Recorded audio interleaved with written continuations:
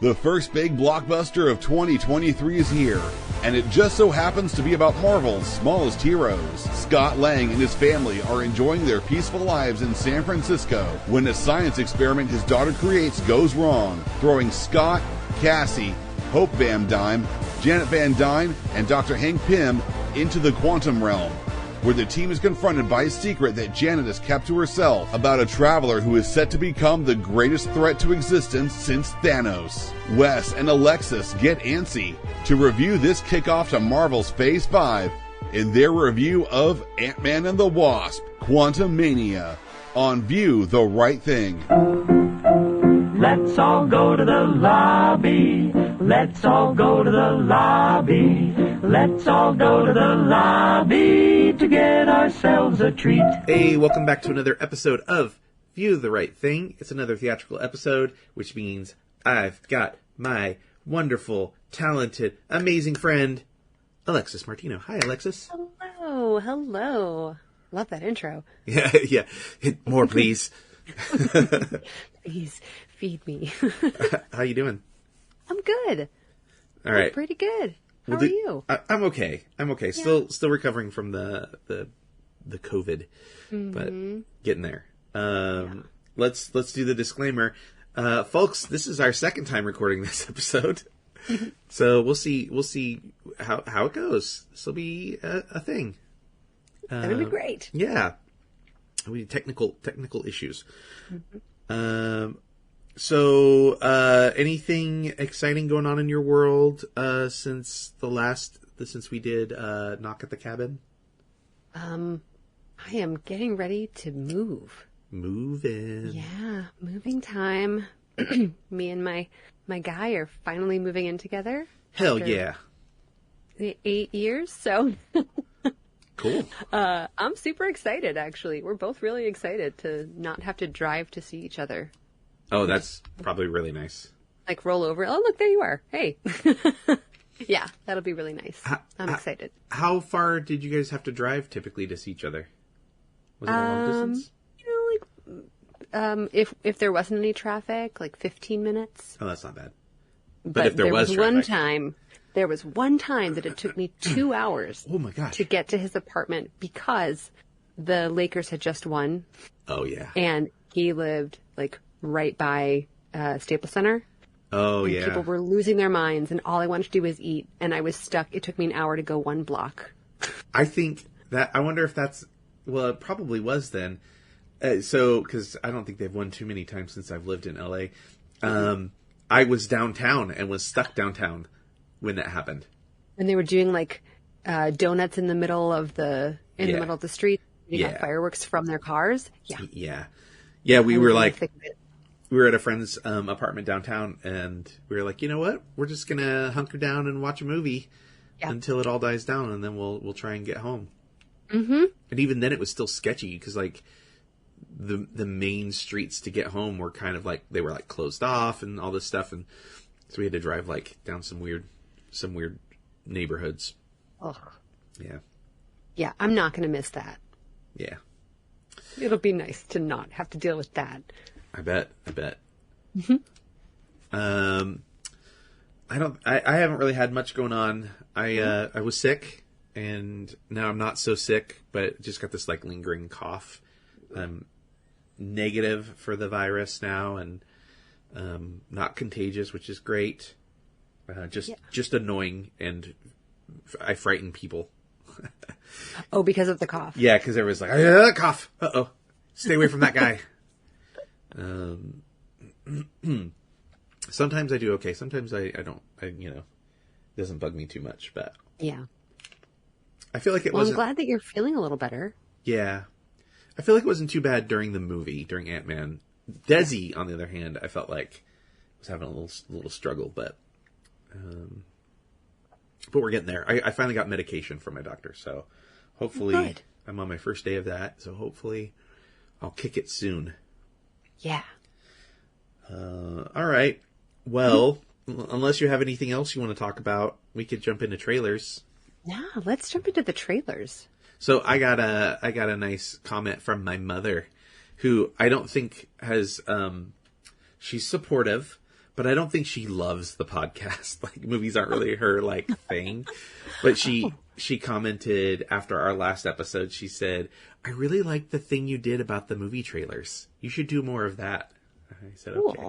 Well, thank you. Yeah. So we got an A+ from Mom. Yay. Thanks, Mom.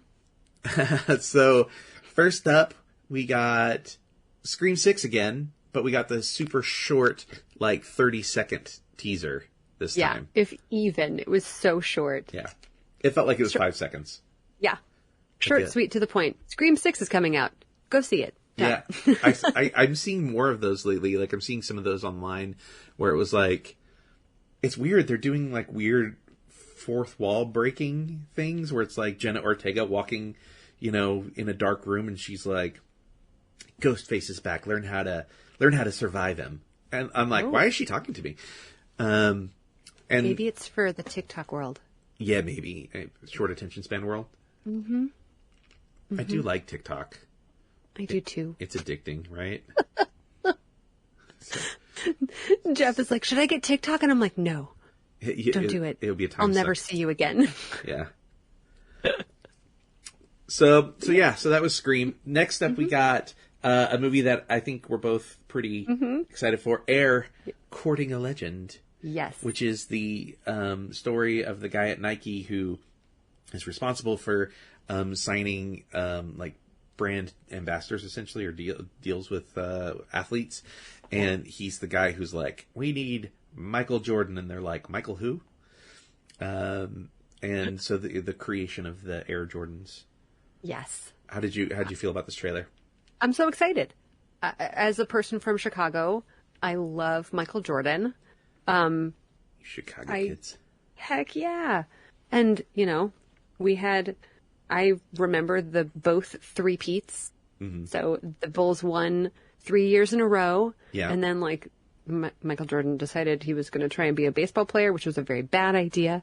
And then he came back, and they won 3 more championships. Yeah, he was not a great baseball player.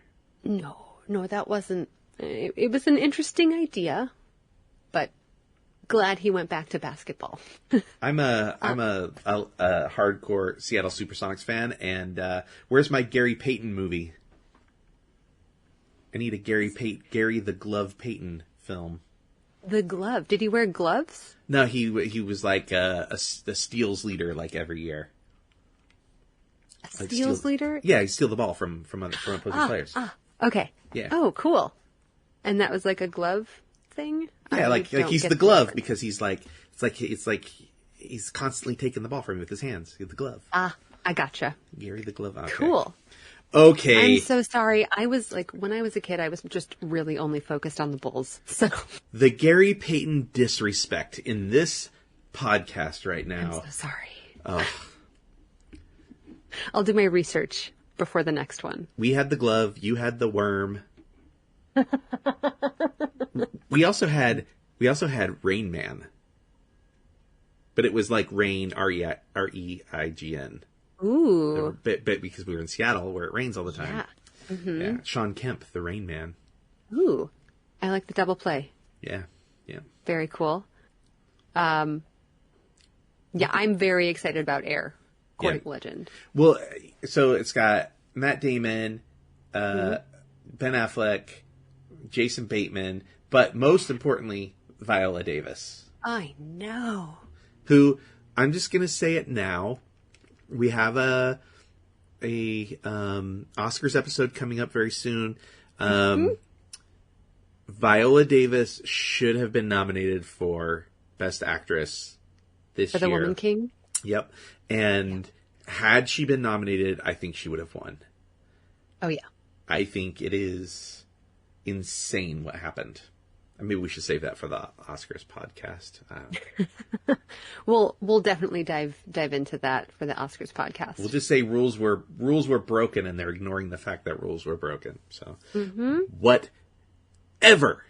Anyways, I clearly have feelings about it. It's okay. Let it out. I'll go to the mattress for Viola Davis. She can do no wrong. Yeah, she's amazing. Okay, moving on. John Wick 4. Yes, Yes. Keanu Reeves. Yeah.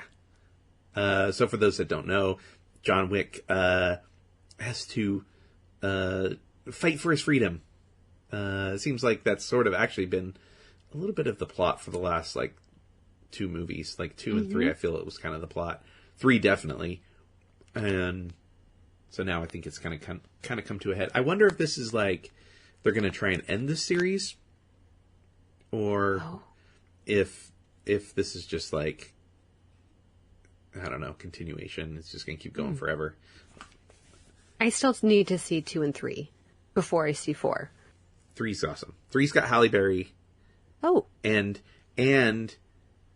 some dogs. There's some cool dog stunts in 3. But, like, they don't get killed in front of him, right? The dogs... Spoiler alert. Okay, I'm just going to say it now. The dogs don't die. Okay. So, That was the hardest part for me, seeing the first one. well, it was a puppy, too. So it's, like, extra know. heartbreaking. Yeah. Spoiler alert for So, the first okay. John Wick? Question mark? It's been a while. It's been out for a while. You've had your chance, people. Yeah. Sorry, y'all. But yeah, then if there are no longer, I mean, we can't speak to John Wick 4, but if dogs aren't killed in 2 or 3, I'm cool. I can see it. The dog was in the trailer of John Wick 4. This is true. So John Wick 3, it's different dogs, just for what it's worth. Okay. The dogs I'm referring to are different dogs, and they're badass, and they do some cool stuff. Yes. And they like, they're practical. They're not like CG dogs. So Cool. yeah, they had like cool animal trainers. There's some really cool behind the scenes stuff with Halle Berry and the dogs and all that stuff. We're doing cool stunts. Nice. So yeah, I'm excited for John Wick 4 then. yeah. So the question will become, of these movies, which of these are we going to do for the podcast? So Oh man. we're gonna have to figure that out. Oh no. You have to catch up on John Wick before. It's weird because there aren't that many release dates known going out, like, beyond a month or so. And so it's like April, I've got like 2 movies. I'm like, there's got to be more than 2 movies coming out in April. I need release dates so we can start planning the podcast. But Seriously. yeah, we have March. Although it sounds like one of them in March you're not available for, I think. Maybe. We'll figure that out We'll see. Off mic. All right, next up we have 65, which we've talked about on the last episode. Adam Driver, fighting dinosaurs. Do you need to know anything else? No. Yeah, I mean, That's it. Adam Driver fighting dinosaurs. But hopefully that's not it. Hopefully it is just so fantastic and it does seem kind of exciting. Yeah. So this takes place in the past, right? I guess. Well, they say in the trailer that it's 65 million years ago. So I assume, but there could be like some sort of twist. But I don't like it when they do a twist like that if they've made an explicit declaration in a trailer. If you tell me that this is what it is and then it turns out to be something else, the narrator can't give me privileged information that's inaccurate. Right. You know what I mean? Like, it's different if it's like an unreliable narrator, like it's the character.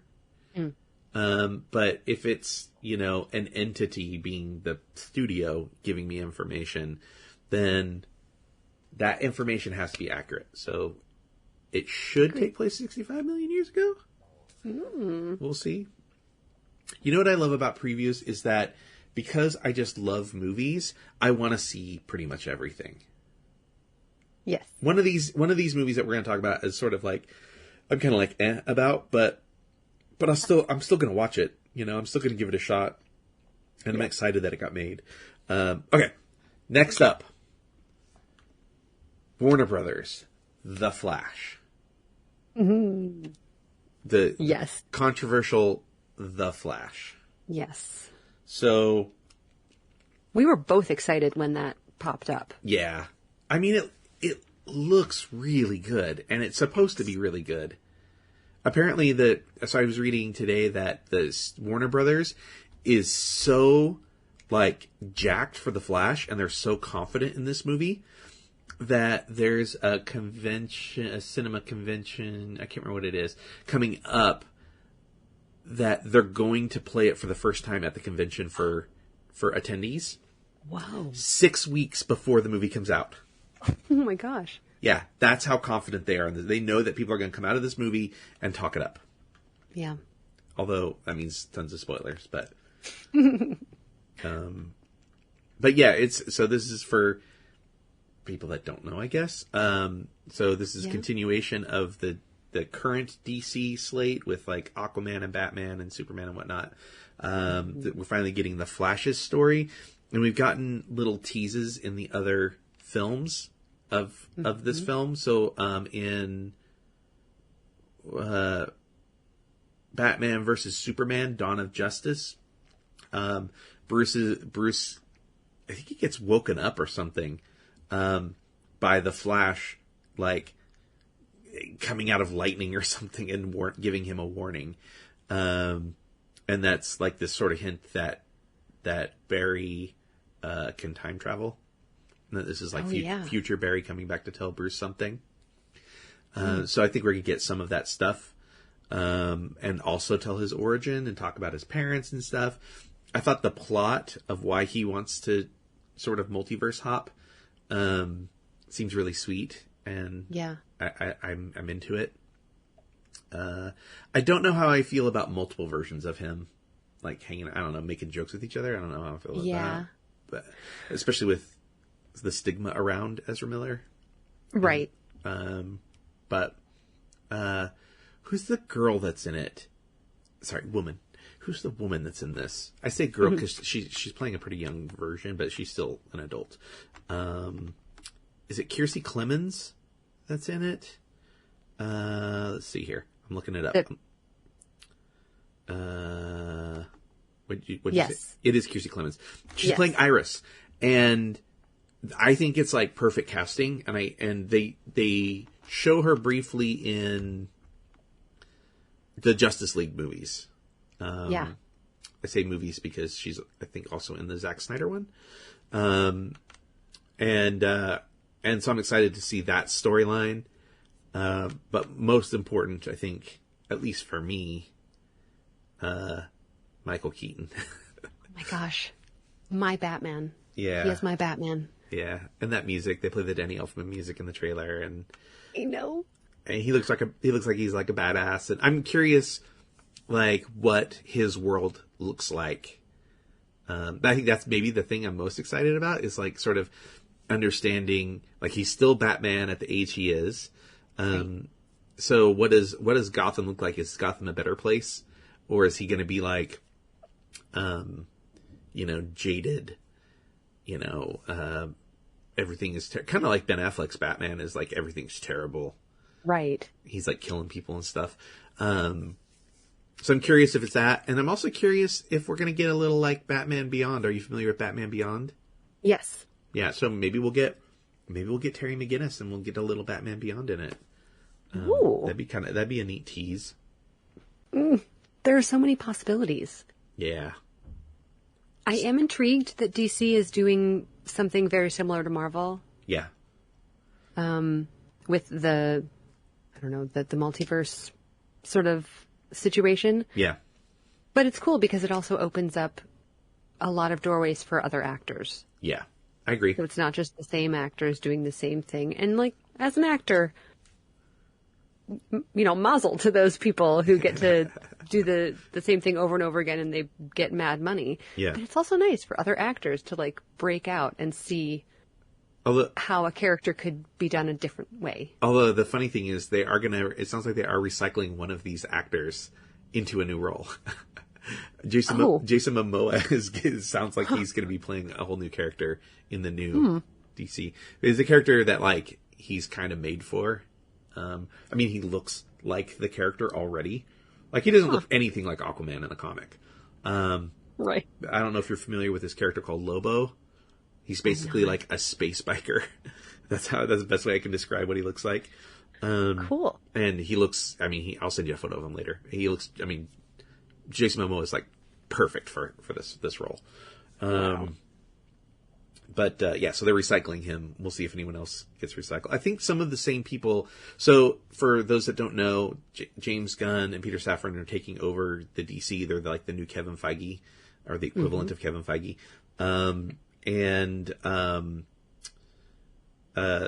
They're basically redoing everything, but they're not like getting rid of, you know, the Flash movie, the new Shazam movie, the Robert Pattinson Batman is getting a sequel.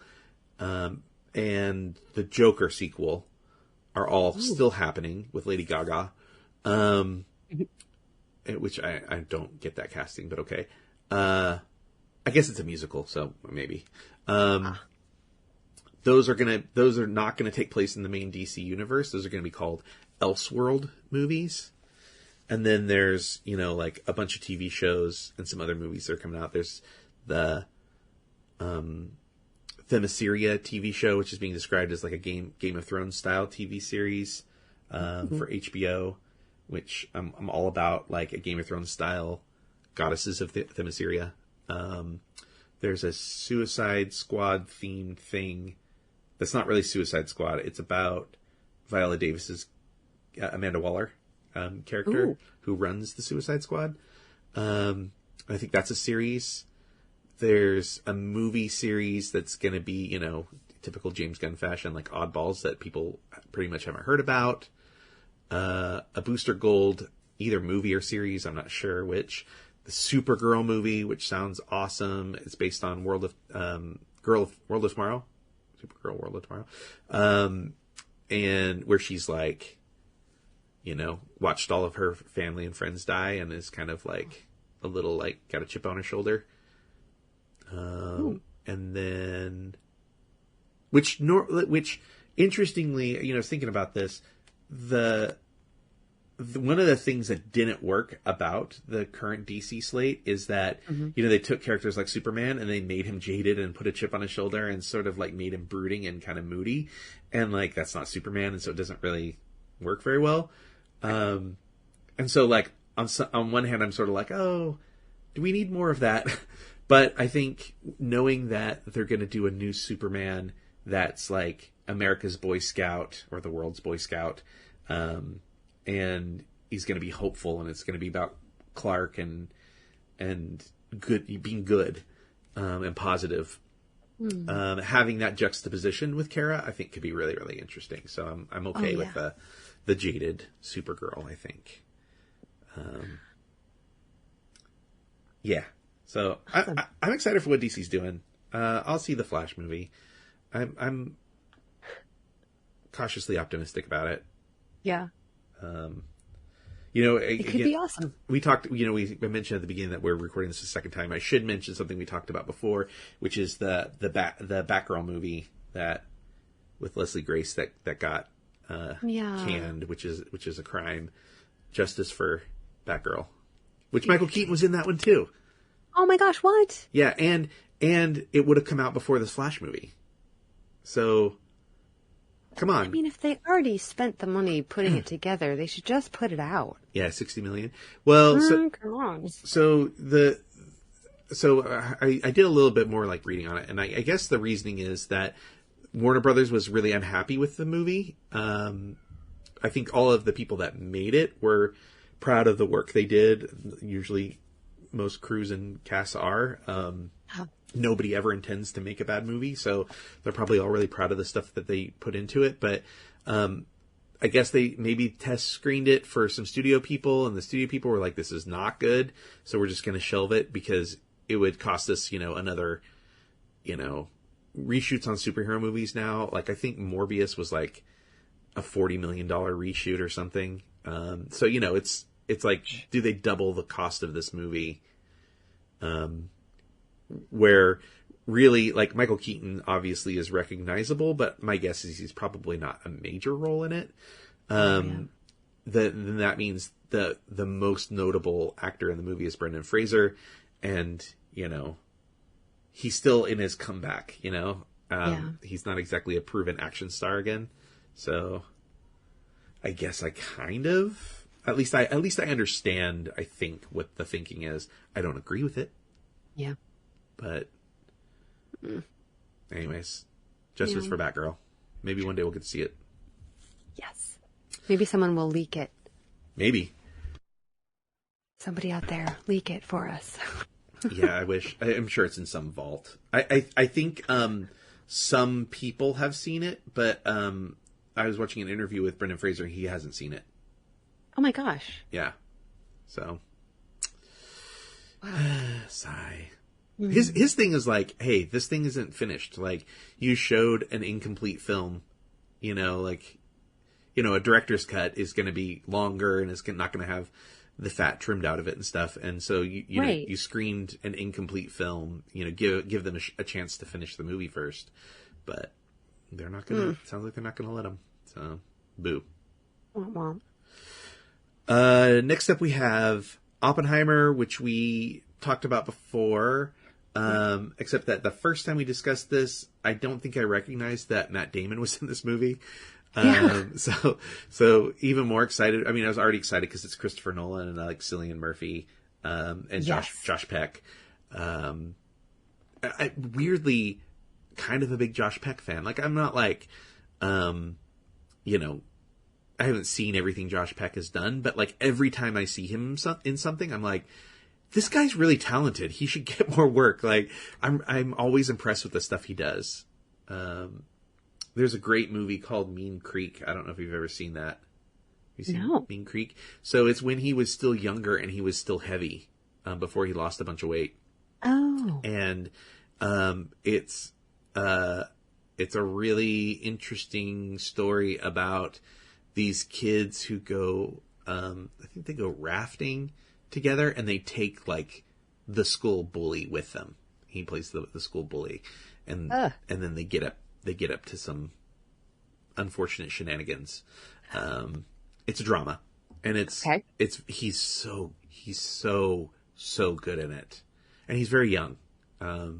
This was like probably just post Nickelodeon, so I think, you know, generally speaking, the view of Nickelodeon actors is like they can't act. Yeah. But then, you know, we've seen actresses like Selena Gomez go on and do some amazing things, and Zendaya and Ryan Gosling. I hear Ariana Grande's pretty good. I haven't really seen much other than her play herself, but she's in the new Wicked movie. And I saw a clip, and people were saying like, oh, why would they cast Ariana Grande, the pop star, blah, blah, blah, blah, blah. I saw a clip of her singing, what is that movie? Oh, it's a musical, and then they did a movie with Anna Kendrick. And I want to say it's like 5 years. Oh my gosh, what is that movie? 5 Years Apart? No, not 5 Years Apart. That's a different thing. The Last 5 Years? Yeah. Have you seen that musical? I have. So, that opening song, where she's singing about Jamie.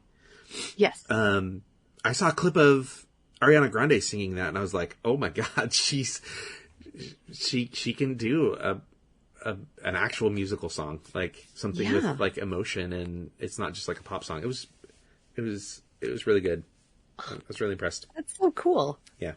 Oh, and by the way, I said Ryan Gosling as a Nickelodeon star, and I actually meant Ryan Reynolds. Well, Ryan Gosling was Canadian. Ryan Gosling was a Disney Channel star. He was on Mickey Mouse Club. So. I know. That's why I was like, wait a second. It's it was kind of Ryan Reynolds.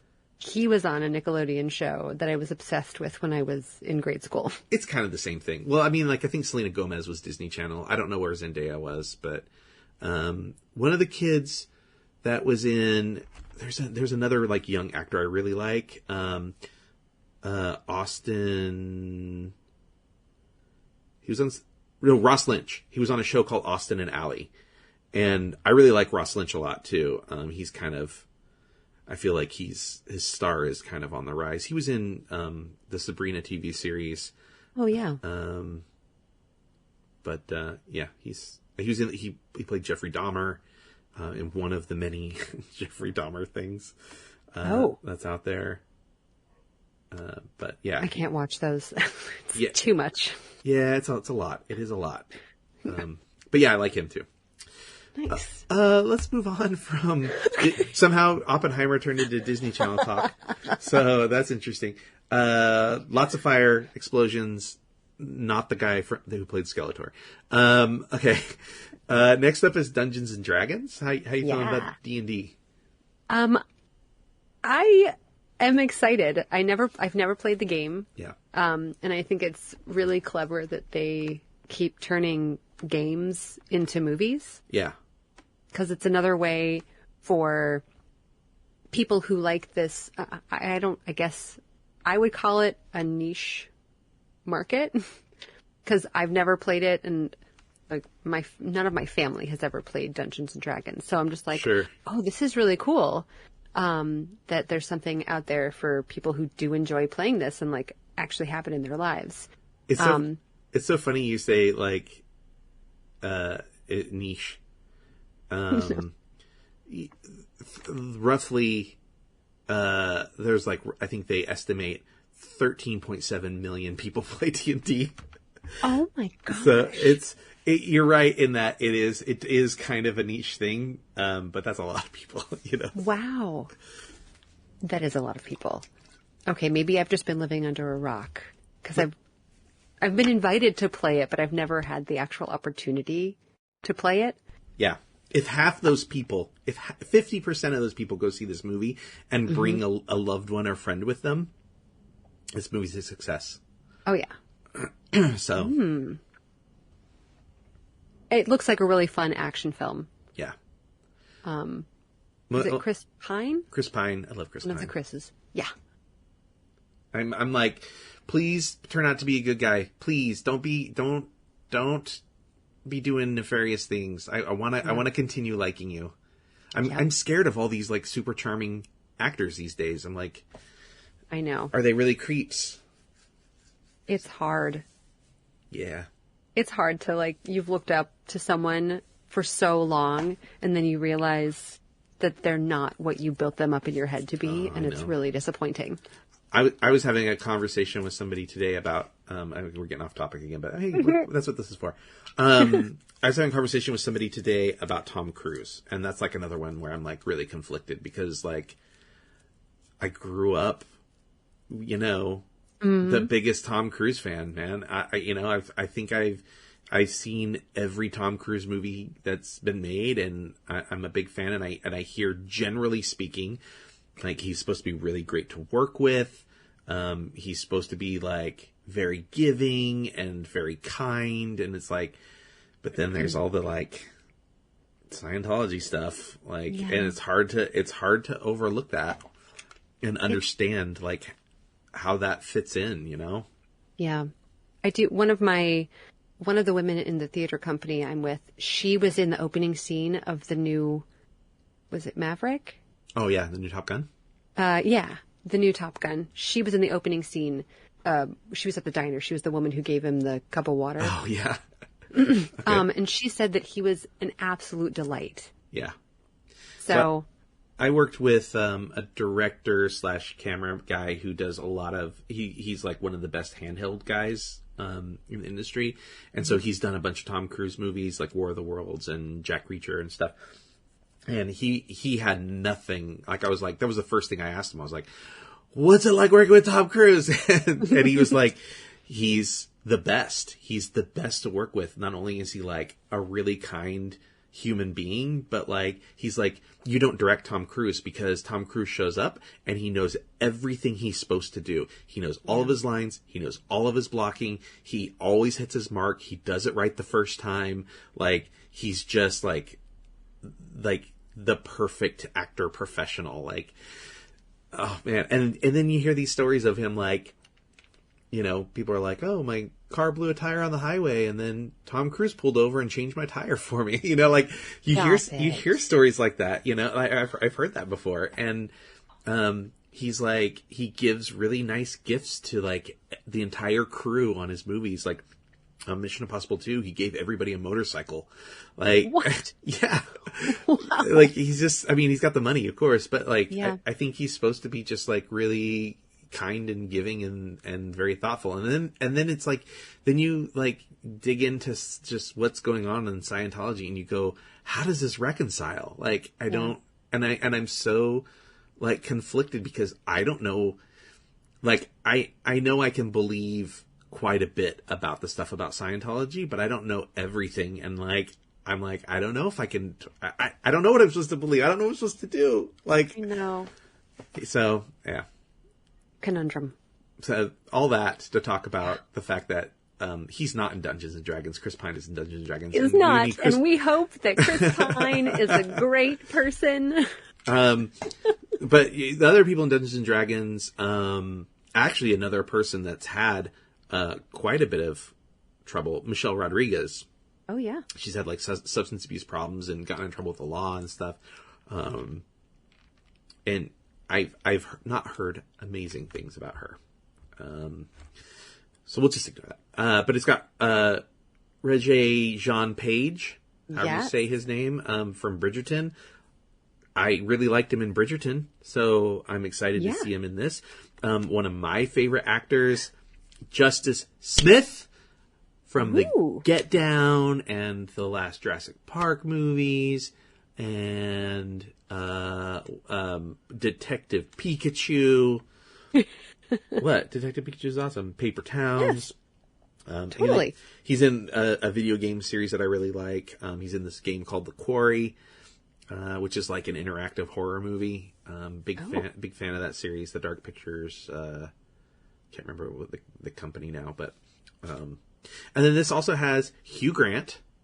Right. Also had troubles of his own, and Sophia Lillis, who I expect is probably going to have a pretty great career. She's done she did like I'm Not Okay with This. She did both the It movies. Mm-hmm.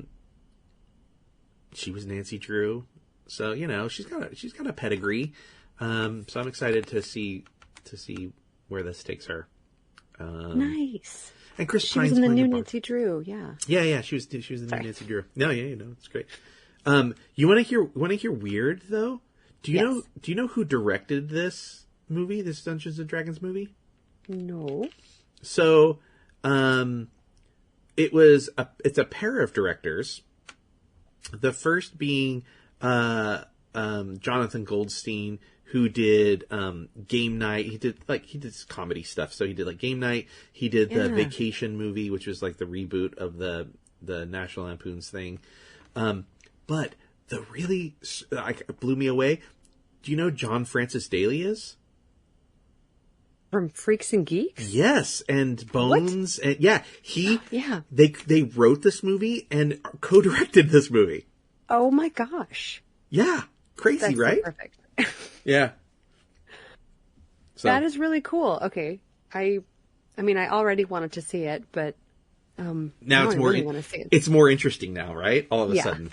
Yeah, all the layers. Yeah, so and like I say, Chris Pine playing the Bard, which is why in the trailer he doesn't do a lot of the action stuff. Yeah. And they do tease, I think, in the first trailer that he's going to sing. They have him with a lute in one of the shots. So that's exciting. Yeah, which he sang in Into the Spider-Verse movie. He did. They put out a whole album for that movie of him singing. I mean, if you want Spidey Christmas songs. But yeah, so. He did singing and he was like getting Into the Woods too, right? Oh. Wasn't he? I didn't see it. Wasn't he a bad musical theater major? Oh my God. He's have you seen Into the Woods before? The show itself? So he's the prince, like I think Cinderella's prince. Oh. I think he's that prince in the movie.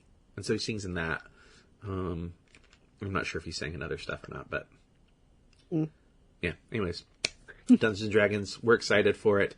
Maybe we'll get to do it for the podcast. We'll see. Ooh la la. Next up, we have Elemental from Pixar. We made it to the one that I'm kind of meh about. When you said that you were kind of meh about one of them, I knew. Yeah. I knew that this is what you were talking about. Yeah. it just doesn't feel like they're like breaking any new ground anymore. And so I'm just sort of like, I don't know. I want to be surprised by it. So hopefully I'm like, my feelings about it are wrong, and I'll be really, really excited. Yeah. But it just, I don't know. It feels like other Pixar movies we've already seen, right? Yeah. It definitely feels like they kind of recycled some of the characters from that emotional show, Inside Out. Yeah. Yeah. 100%. Yeah. Like the color scheming is kind of there, and the the shape of the characters' faces is really similar, and yeah, it just yeah. But we also have no idea what the story is actually about. That's true. It does seem like it's going to be like a love story, which they don't do a ton of love stories. Usually they're pretty tragic in Pixar films. Yes. So Up had a love story, but it was tragic. a tragic love story. Well, and even like Woody and Bo Peep is a little bit tragic. I'm trying to think of some other romance in. I mean, like Incredibles, they don't really focus on it. Monsters Inc. is about friends, that kind of love.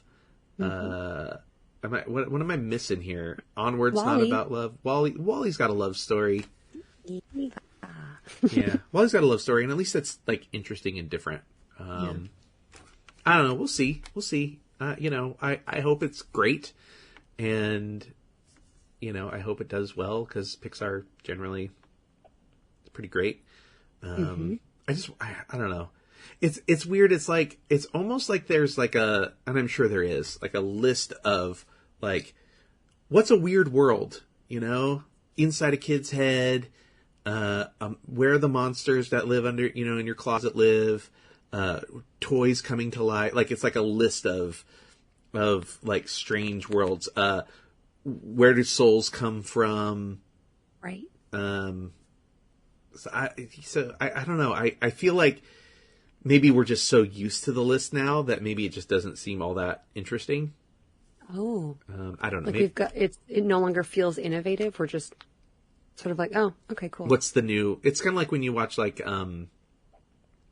X-Files, right? Like, I love X-Files, but like at a certain point, it's like 10 seasons long, and at a certain point you're like, what's the monster of the week? Yeah. And I think I'm maybe in that frame of mind with Pixar right now. Although I think they're doing a sequel to Inside Out. Really? Yeah. I think they're doing a sequel to Inside Out. I'd take more Monsters Inc. Totally. I'm a sucker for Monsters Inc. I also oh, he died, didn't he? I was going to say I wouldn't mind another Up movie, but I think that guy died, right?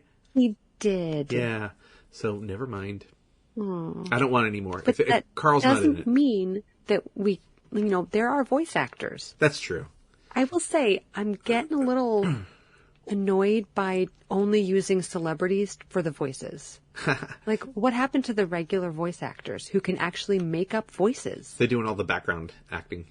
Like, I noticed in Ant-Man, like, I play Apex. You've played Apex with me. Yeah. Roger Craig Smith, who does the voice of Mirage in Apex, was in Ant-Man and the Wasp. That's one of the voices, yeah. And I saw him in the credits there. I was like, oh, hey.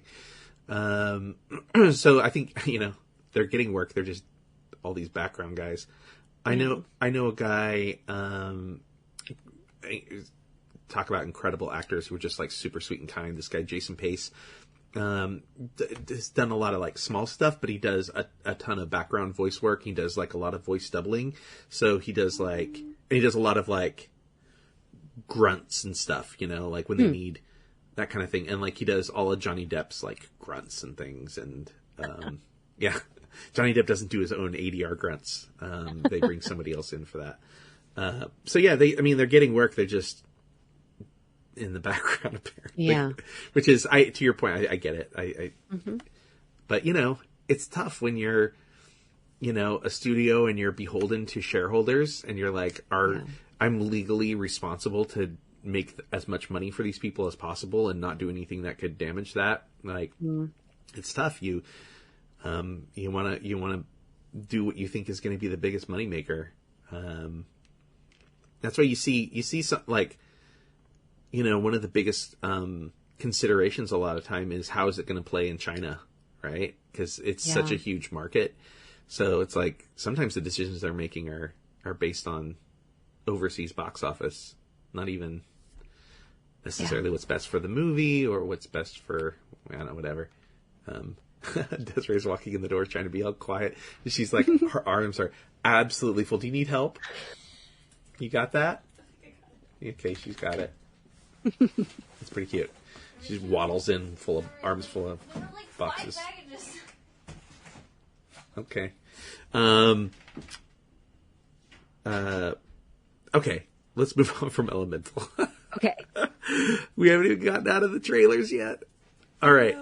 But I know you're excited about this next one. Oh, I'm going to lose my mind.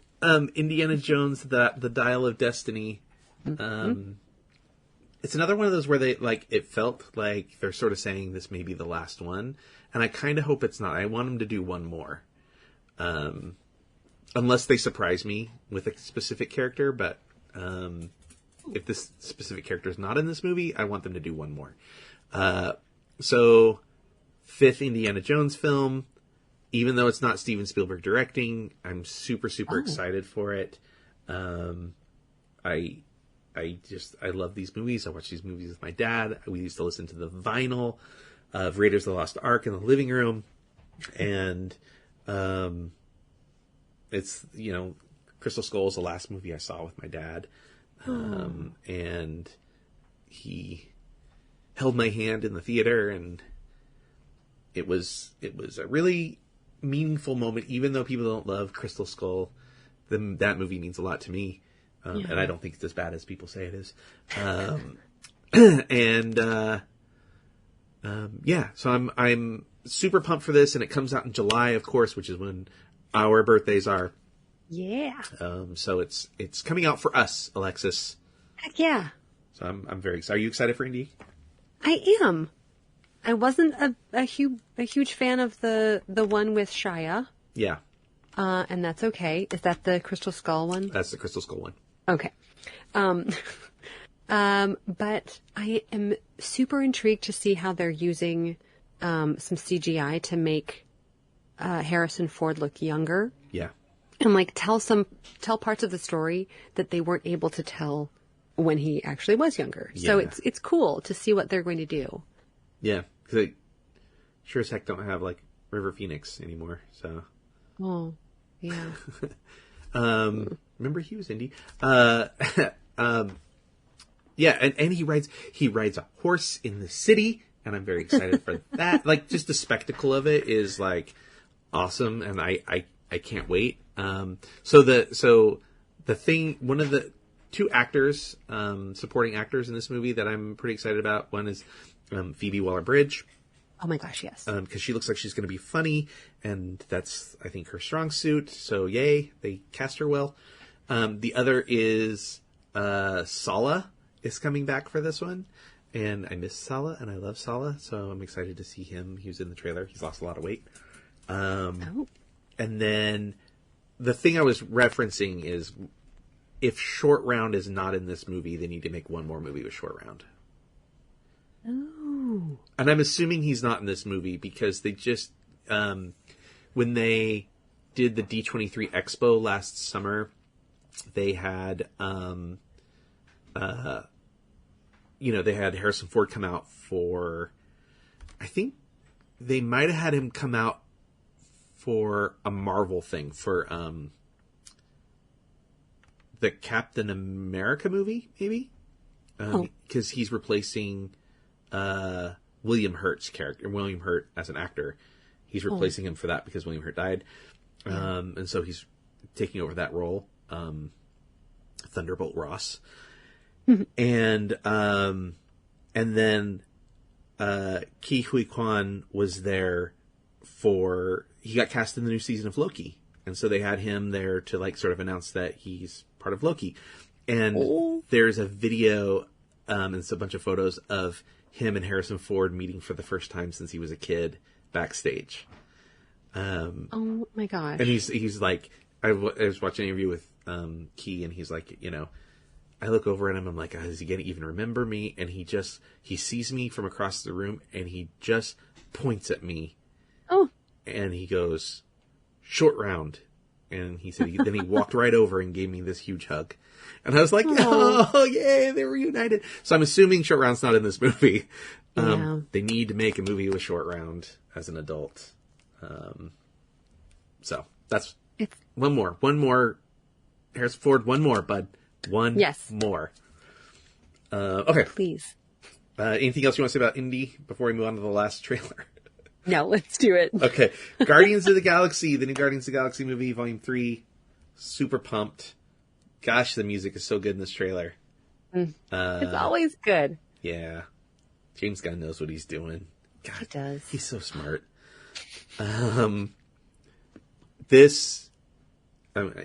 Hear me now, folks. Not a dry eye in the theater. This movie is going to make people cry. It's going to destroy people emotionally. Really? Yep, 100%. 100%. It's Oh, man. It's going to be hard. It's going to be a hard movie when it's over. It'll be a big one. And it's got a character I'm super excited about, Lila. Comic fans know who Lila is. That she's featured briefly in the trailer, and I am so pumped for that character.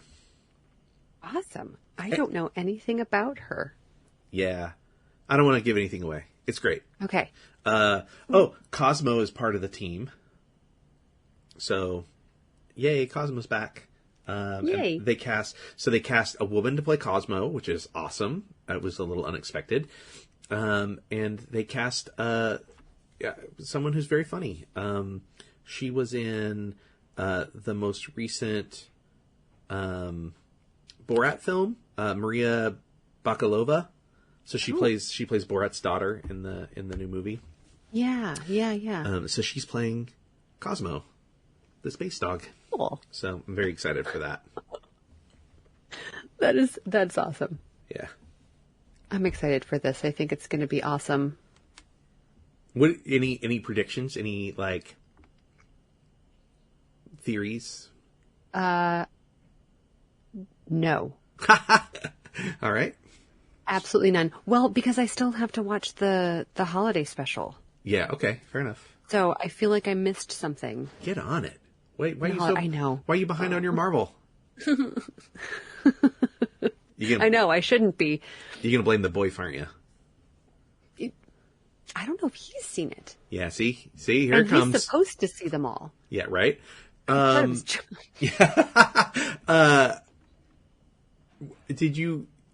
How many of them are you behind? Just the Guardian? Did you see Werewolf by Night? I have no idea what that is. I'm sorry. Oh my gosh. So, for Halloween last year, they came out with I think that was the first of the Marvel special presentations, where it's like a little mini movie. That's what this Guardians holiday special is.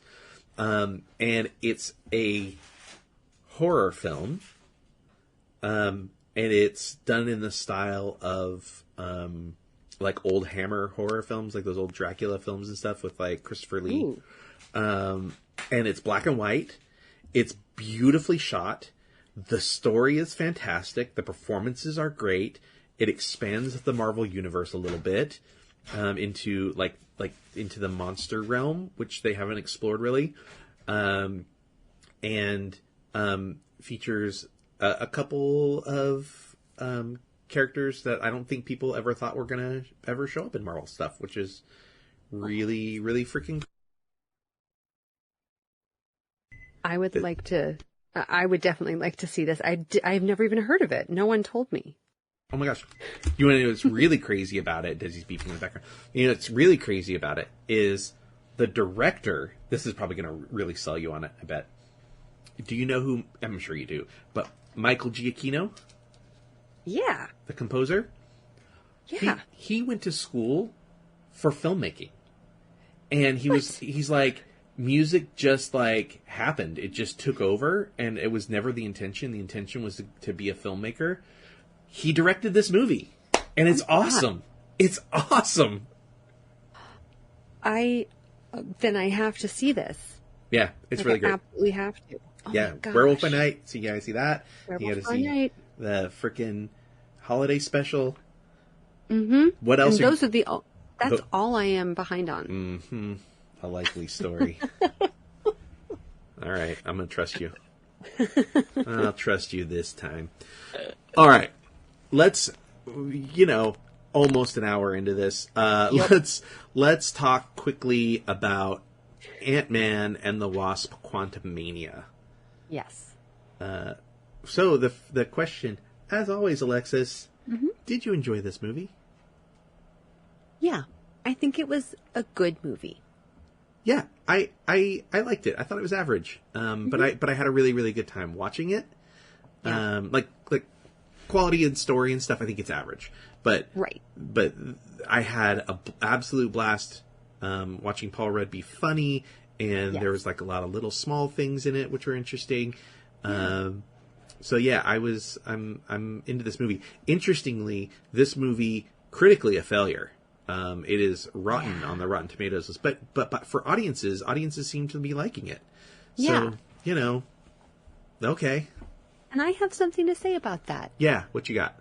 Every single movie does not have to be groundbreaking and breathtaking and oh my gosh, it was the best movie I've ever seen. Sometimes you just want a movie to be entertaining.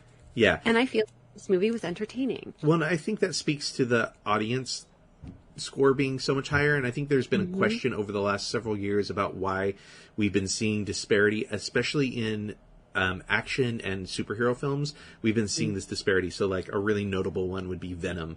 I'm gonna pull it up so that way I can give the actual numbers and not just talk out my butt. Venom.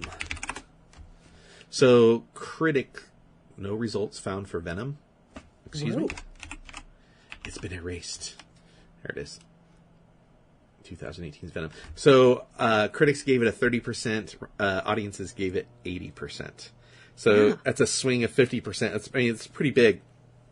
And I think, like, I agree with the critics. The movie is not made well. And that's probably what we're seeing with Ant-Man. Like, I think Ant-Man, they put their heart and souls into it, I'm sure. But there's a lot of things in this movie that stick out kind of weird. So, heads up, everybody, we're going to talk spoilers now. Now that you know whether we liked it or not. If you haven't seen Ant-Man, come back to this after you've watched it. Otherwise, you're going to be spoiled. So, like, notably, MODOK, Darren Cross's character, just looks like garbage. I mean, I love Marvel, and generally I love all the special effects people. I have a friend who does special effects for Marvel movies, and I love him dearly. But man, MODOK, when he takes that mask off and you see Darren Cross's face, it looks like a JPEG stretched over the character model. It's really bad. It's real bad. It's real bad. It's real bad. I don't know. Like distractingly bad. Yeah. I was like, put the mask back on. Put the mask back on. Yeah, that was a little disappointing. Like, all of the technology that y'all have, and that's what you did. Yeah. Like, it didn't necessarily have to look like him if he was on another planet. Yeah. Or, I mean, I guess it's not another planet. It's, like, deeper into the minutia of the world. Sure. Well, so where I was kind of going with this is I think there's something that speaks to this, and I think there's been this question about why is there such a disparity between it, and I think, like, yeah, critics have a really specific job to sort of tell you, like, one, is this movie made well? Is it something that's cinematically up there with other films, right?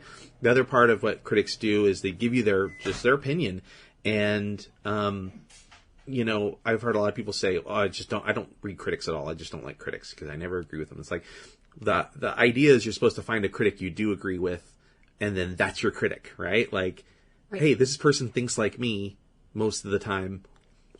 I'll continue to read them. Like, for me, it was Roger Ebert. And I didn't agree with every decision or every, critique that Roger Ebert had for movies. But, like, generally speaking, we liked similar things and we thought similarly. So, like, I knew I could rely on his opinion about whether I should go see a movie, whether I would enjoy it or not. That's kind of their job. But to sort of what you're saying, people talk a lot about the escapism of film, but I actually think that that's part of why people go to the theater, but also there's a sense of familiarity that people find really comforting. And that's why movies like this that like aren't breaking new ground and that aren't necessarily like the best made, if they can give you this sense of familiarity and like comfort, I think like people really need that right now. And I think over the last several years, as things have gotten weirder in society, people have like turned to finding comfort in a lot of places. And so I think like it's okay that you're right. It doesn't have to be, a 94% on Rotten Tomatoes if it makes you feel happy and you have a good time and it makes you feel comfortable or whatever, satisfied, right, then it's okay. I agree with the critic Venom score. It's a 30%. Movie's also kind of fun. Right? It's like a bad buddy cop movie, and I'm kind of here for it. So, I wish. So, since we're talking about Venom, not to get too heavy into Venom, there's stuff in there like, there's like a car chase sequence where like cars are chasing a guy on a motorcycle, and they're driving down streets of San Francisco, and they drive by like iconic things it's nighttime, so they're lit up like big movie marquees that are like iconic places on the corner of streets. And in this car chase sequence, they keep driving past the same building over and over again, as if they've continued this chase scene, but somehow they're like looping back on this one place. But they don't take turns to loop back. It's just bad filmmaking, And it's like, this thing sticks out. You can't do this, So that's the kind of stuff we're talking about. Like, that's the kind of stuff that critics notice and they go, they cut corners and they didn't really like do everything they could to make like a cohesive thing. Kind of like building a building. Sometimes, the building is structurally okay, but it's real ugly. So. Yeah. Story of my life, Wes. I know. So Ant-Man and the Wasp: Quantumania is, the Ant-Man characters get sucked into the quantum realm thanks to his daughter Cassie Lang, aka Stature. They never actually say her superhero name in the movie, which I thought was disappointing. Oh. I didn't realize she had a superhero name. Yeah, so they've been doing this thing in the MCU where I think they're going with a bunch of stuff. I think they got a lot of irons in the fire, right? Like, I think there's a lot of different directions that are happening at once. But we are seeing the beginnings of the Young Avengers, which is like sort of like the young adult versions of characters. So we've got like Kate Bishop as Hawkeye. We got potentially maybe Billy and oh my god, I'm blanking on his name. The Maximoff boys. Wanda's kids. Yeah. They're Young Avengers. Then we have Stature here. And I feel like there's one other one that I'm missing. I mean, technically, probably not Peter. They probably could have done Peter, but probably not Peter Parker. Because he's technically an Avenger. But yeah, I think they're kind of like setting up the pieces for a Young Avengers spinoff. Nice movie. So, but yeah, Stature is her name. So they get sucked into the quantum realm to the subatomica. So like quantum realm, infinite. I don't know, the extra quantum. Yes. And then they find out that there's like the whole society's down there, and they're being sort of overruled by Kang the Conqueror, who we saw essentially as the one at the end of the universe in Loki, the Loki TV series. And Jonathan Majors is awesome. He really is. He's so charismatic. Yeah. Especially in that Loki, because he's playing a little bit of a guy who's lost his mind, he's lost his sanity. He's like just been alone at the end of the universe. He like jumps up on the desk and stuff. It's just really cool stuff that he's like one of those actors who just does whatever's in the moment. Yeah. And it's always like the end product is always just really, really impressive. And he's a great villain. He's formidable and engaging, and the MCU character should be worried about him. But is this Kang really as bad as his other? I think yes, except You know what I'm saying? yeah. Okay, so spoiler again. So at the end of the film, we sort of find out that humanity is doomed if the Conqueror doesn't succeed. And so of course, they stop the bad guy and blah, blah, blah, blah, blah. But then we find out that all of the other Kangs across all the different multiverses are going to team up together to deal with humanity. So like on his own, I think Kang the Conqueror is probably the worst. Together though, all of the Kangs are probably worse than the one Conqueror guy. Yeah. Oh. And the execution of all of the other Kangs. Yeah. How do you feel about that? I'm not a fan. I love Jonathan Majors. I don't think it works in this. I thought the costuming and makeup wasn't very good. And I thought the like affectations of him having to do different weird versions of these characters just didn't really fit for me. And a little disingenuous. Yeah, it felt disingenuous, and it just felt like disconnected. It was just so weird. But there was a second post-credit sequence that had me very excited. Yeah. Which was basically a tease for Loki season 2. And that version, Professor Timely, I think is what he was called in that. He's not Kang in that, but that version I bought. He's like, a little bit more grounded, I felt. Yeah.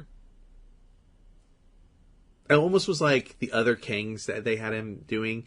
It was almost like, what are we doing? And they're like, oh, let's do something big. Yeah. And so it just didn't feel like there was a lot of like thought put into it. Yeah, it was like an afterthought. Yeah, we know we need to get to this point, so just make it happen, is what it felt like. Yeah. But I don't know. I had fun in the Ant-Man movie. There were some cool little nods to things in the film. I mean, I did like the fact that Darren Cross the villain from the first film became MODOK. I thought that was a nice development. I just didn't think the execution of it worked for me. Yeah. But I will agree with that. But yeah, I mean, and I actually thought we were going to lose one of these characters. I thought, like Janet or Hank or somebody was going to die. Right. Maybe Hope, but I mean, there was a moment where I thought that both Ant-Man and the Wasp were gone. Yeah, and I would have been like, that's a bold decision. I'm into it. But they didn't. Let's start a new story. Yeah. Oh, there was a neat Back to the Future 2 reference in the movie. Did you catch it? There was? Yeah. So Peyton Reed, the director, did behind the scenes stuff for Back to the Future 2 back in the day. Ooh. And so he put a little wink to that. It happens pretty early in the film. They bring out a pizza, and the pizza's little, and then they make the pizza really big. Yeah. That's a reference to Back to the Future 2. Oh my gosh. That's right. Oh, that was good. Yeah. Trying to think of some of the other things that what about Lord Krylar? Yeah, Bill Murray. Yeah, so I thought so. Oh man, I gotta stop watching the trailers again. So I had this policy where I don't watch trailers for movies that I'm really excited about that I know I'm gonna see anyways. So like, I shouldn't have watched the indie trailer or the Ant-Man trailer or whatever, because I start to theorize, with our friend and friend of the podcast, Daniel Weiss. He's a comic book guy too. So whenever we watch a trailer, we like talk about what could be. And so we're thinking like, oh, Bill Murray, so maybe he's this character, or maybe he's this character. And then he turns out to be just like a dude. The movie is like largely inconsequential to the film. But I feel like he's good at doing that in films. Like in Zombieland, even though he played himself, it was like just another random character in the film. No, he's great. It's just that I had this expectation of like how big I think and this is another, I think, problem with Marvel right now. Not a problem with Marvel, but problem with audiences probably. That, they took us to Endgame. They took us 20 films in and they were like, this is what it could be. Behold the might of the Avengers. And it's like, awesome. And you have all these huge moments and that like were paid off over the course of 20 films. And then you go back to making setup films, like chess piece films. And you're like, where's these big moments? And so then you see the trailers and you're like, oh, maybe this is going to happen and this is going to happen. And then it like, Bill Murray's just a dude.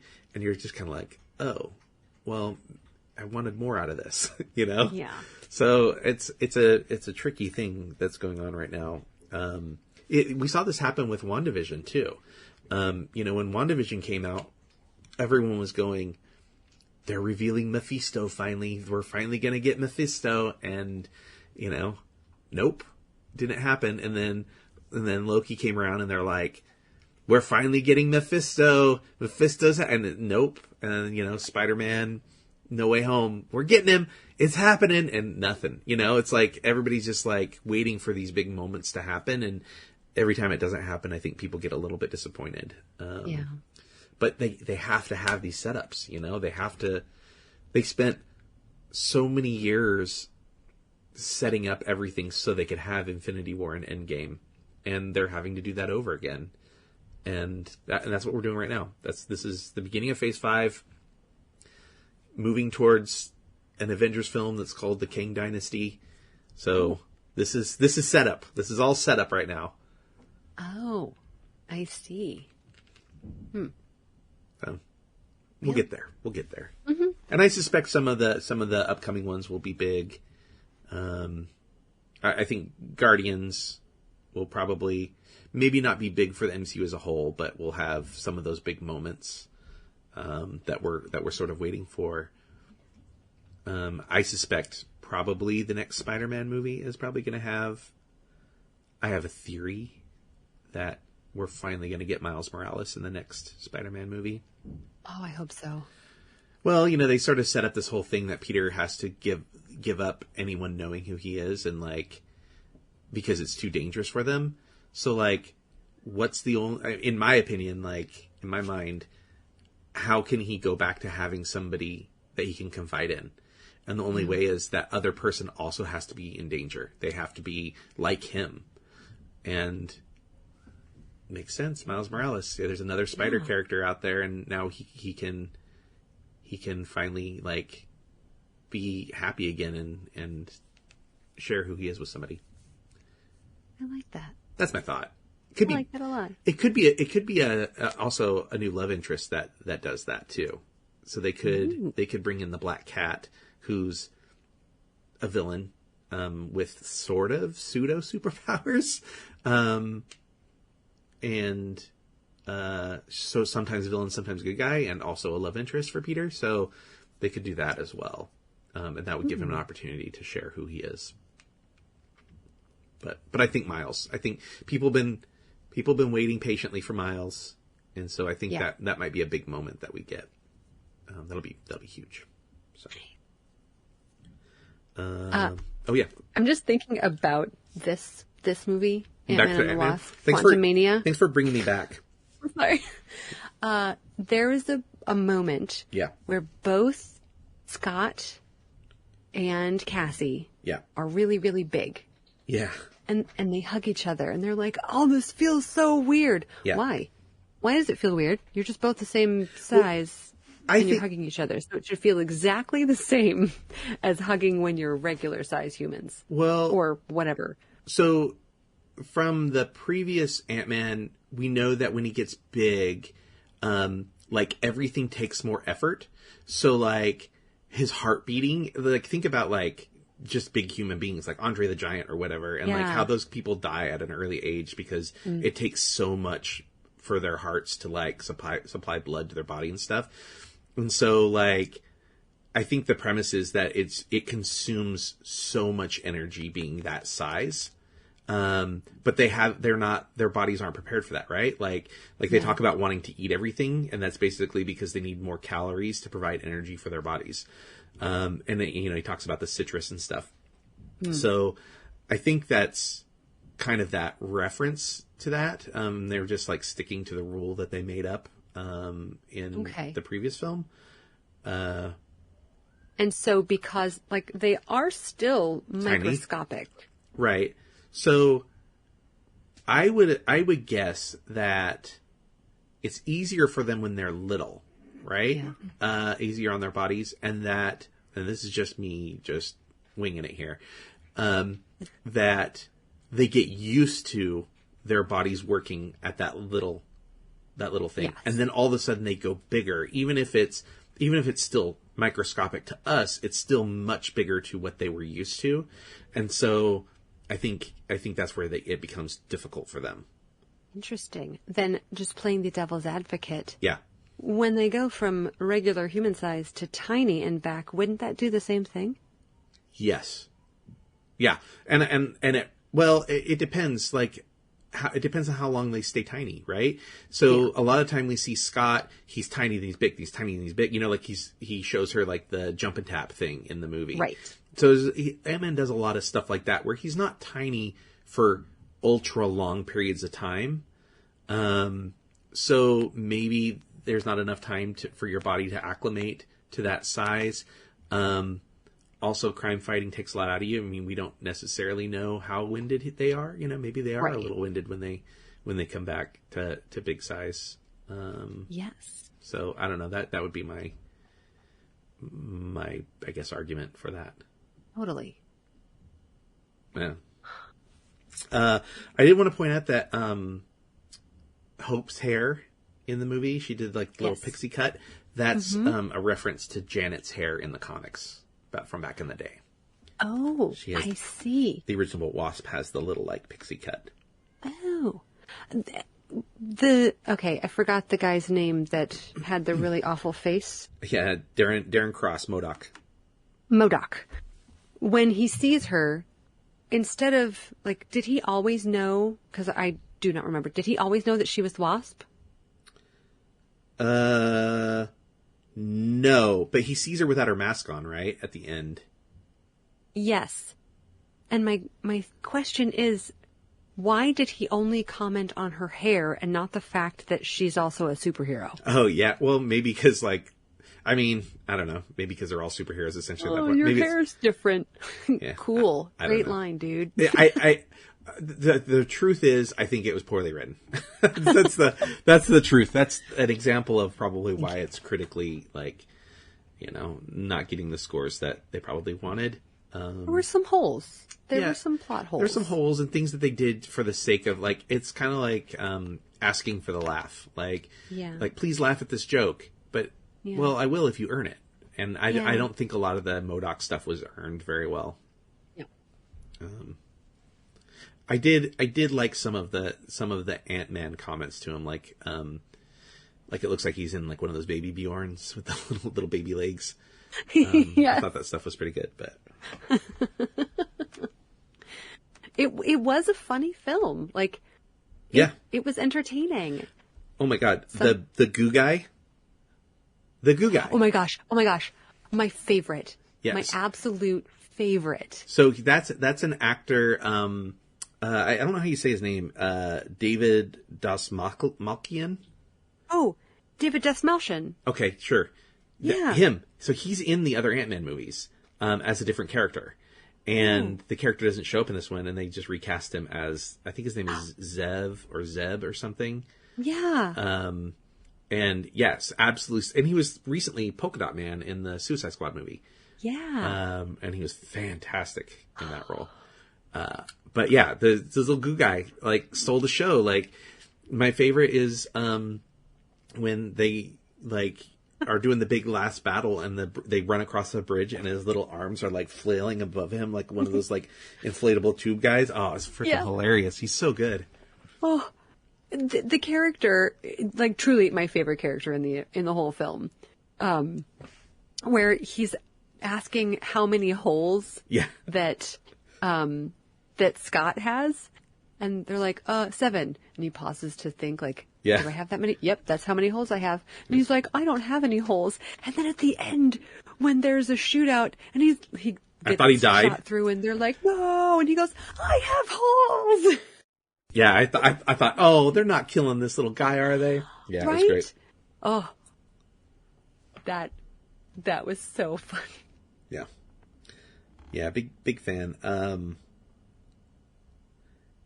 The fact that their buildings are live, like, your buildings are alive, and they're like, your buildings are dead? Yeah. So adorable and so Maybe just, a like, little sad. genuine. I know. Oh, it was really cute. I mean, there were a lot of really cute aspects to that movie. Yeah, I agree. It had a lot of potential to be super awesome, but it was just good. It was great. It was fun. Yeah, it was fine. Go see it. Yeah. Like, You'll have I a would good not time. tell someone to not see it. No, yeah, for sure. I would. Anybody that's an MCU fan, you have to go see it. You have to. Anybody who just, like, moderately likes action and comedy films, it's worth it. It's totally worth it. I mean, I wouldn't see it without having seen, the other Ant-Man films and probably Infinity War and Endgame. And then in that case, I'm like, well, all right, look, if you haven't seen the last 29 films, you need to sit down, watch 29 so you can see number 30. Take a month off. Yeah. This is actually the 31st film in the MCU, which is fitting. You know why that's fitting? 31? Tell me. 31 flavors. Oh, yes. Our boy worked at Baskin Robbins. Oh my gosh. How clever. Yeah. I mean, I think it just happened to be.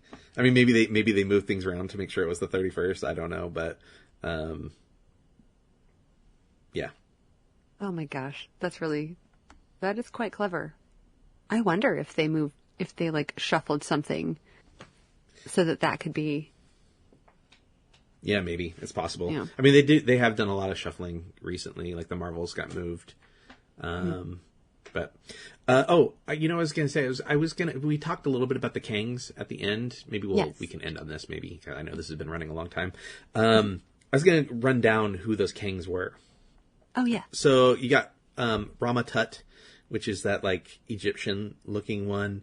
And the idea, so that's from, like, a Fantastic Four comic where he goes back in time and conquers Egypt.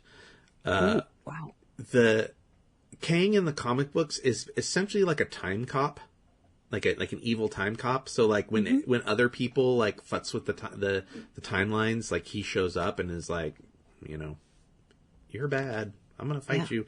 One of those kinds of things. We had Immortus, which is, I don't know, maybe in my opinion, like, the one to worry about, but he's like a future version of Kang, and he rules over Limbo. He's from, like, Avengers. Scarlet Centurion, he gets beat in ancient Egypt. So one of the versions of him that conquers ancient Egypt, the Fantastic Four goes, and they beat him, and then he goes on and becomes this guy, this Scarlet Centurion. Wow. Victor Timely, that was the one we talked about, Professor Timely. And he's from, like, again, it's like an Avengers thing. And they did a lot of, like, not what if, but these like alternate versions of characters that technically are canon, but don't really show up a ton. In a lot of the annual comics, like once a year they come out with an annual that has like special stories in it. And so Victor Timely shows up. He's like from the early 1900s, as we saw in the post-credit sequence. So the Chronomonitor, which is, I think, Kang from the main 616 universe, and he's the time cop guy. And he works for the TVA from Loki. And I think that's the guy that you usually see in the comic books. Nice.